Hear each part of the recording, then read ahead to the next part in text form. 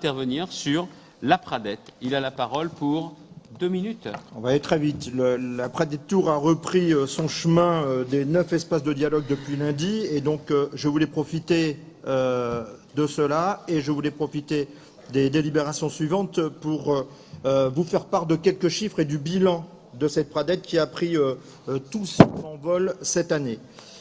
La région a apporté son soutien financier à 191 projets, équivalent à un montant total de subventions régionales de plus de 98,6 millions d'euros.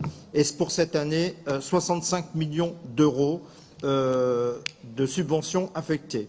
Ces projets correspondent à un volume cumulé de travaux d'un peu plus de 605 millions d'euros, avec un impact sur l'emploi direct et induit, notamment avec les secteurs d'activité du bâtiment et des travaux publics. C'est aussi 75% des EPCI qui ont bénéficié de la Pradette.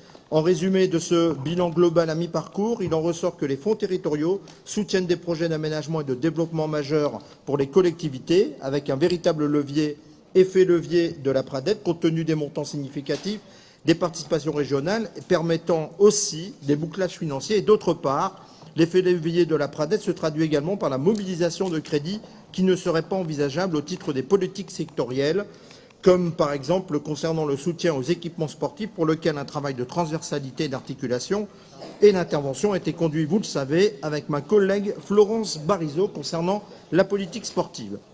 À titre illustratif, le montant moyen de subventions versées est de 500 000 euros et 40% des opérations affectées ont perçu une subvention comprise entre 450 000 euros et 3,8 millions d'euros.